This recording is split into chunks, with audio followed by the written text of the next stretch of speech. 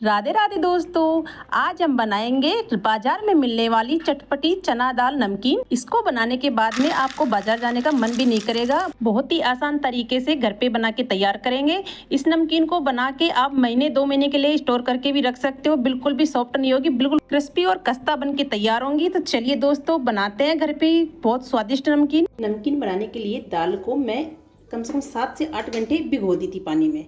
एक कटोरी, मतलब ये वाली कटोरी है, मीडियम है, नहीं छोटी है नहीं बड़ी है, ये भर के और मैं दाल को भिगो दी।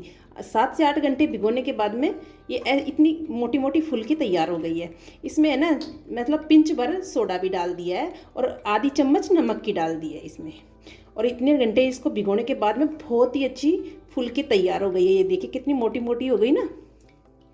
अब इसे पानी से निकाल लेंगे। 2-3 बार अच्छे से धो लीजिए। तरीके से 2-3 बार पानी से अच्छे से धो ली है दाल को। अब आप इसे कपड़े के ऊपर बिछा दीजिए, ये फिर आप 2-3 बर्तन में इसे खुली कर दीजिए।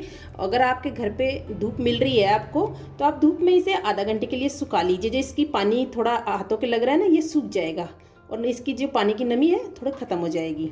इस तरीके से हाथ में ले तो ये ऐसे गीली गीली ना लगे बस। अब इस तरीके का टॉवल वगैरह ले लीजिए, मतलब सूती हो तो अच्छे से सूख जाएगी दाल। अब इस पर डाल देंगे, इस तरीके से अच्छे से फैला दीजिए। और अगर आपके घर पे धूप मिल रही है तो इसे धूप में सुखा दीजिए। अगर धूप नहीं मिल रही है तो आप ऐसे करिए, इसे आधा घंटे के लिए पंखा चला कर पंखे के नीचे पटक दीजिए। इस तरीके से फैला दीजिए इसे। लीजिए, दाल को सुखा के ले ली है, बिल्कुल भी नमी नहीं है, मतलब ऐसे कि हाथ में गीला लग रहा हो, बिल्कुल भी नहीं लग रहा।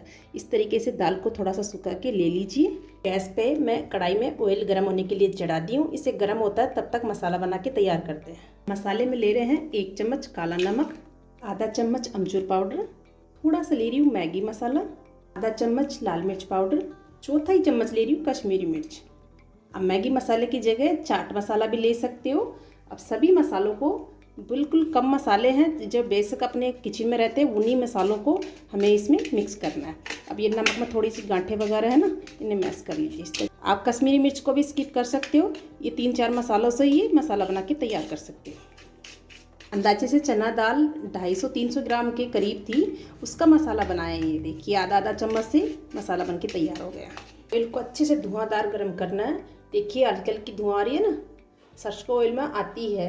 अब मैं जो पूड़ी वाली झर होती है ना, उसमें ये डाल दी हूँ इतनी क्वांटिटी में, और इस तरीके से फ्राई करेंगे।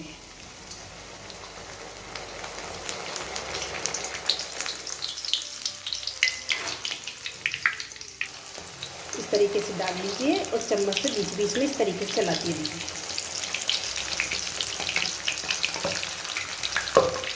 मैं इसी के अंदर डाल देती हूँ पूरी दाल को। ये देखिए इसमें सोडा डाले हैं ना, तो ऐसे तेल में उफान सा आ गया है। इस तरीके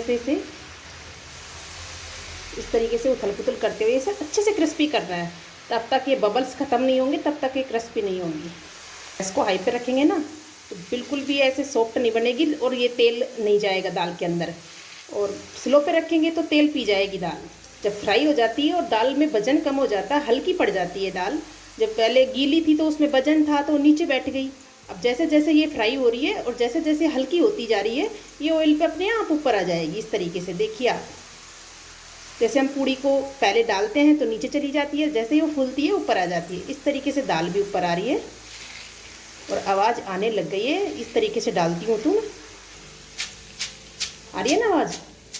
ये देखिए इस तरीके से निकाल लेंगे दाल को। इसी तरह जैसे पहला वाला बैच को फ्राई किया है, इसी तरह दूसरा वाला बैच को भी अच्छे से क्रिस्पी बना के तैयार कर लेंगे। अब 2 पत्ते करी पत्ते के, इसे भी फ्राई कर लेते हैं। ये लीजिए पत्ते फ्राई हो गए। अब मैं दाल को क्रिस्पी की आवाज़ सुनाती हूँ आपको, देखिए सुनिए। आ रही है ना क्रिस्पी कैसी है, बहुत ही क्रिस्पी बन के तैयार हुई है। आपको आवाज़ में पता ही चल रहा होगा। अब दाल के अंदर जो मसाला बनाए हैं उसको डाल दीजिए और अच्छे से मिक्स कर दीजिए इसे।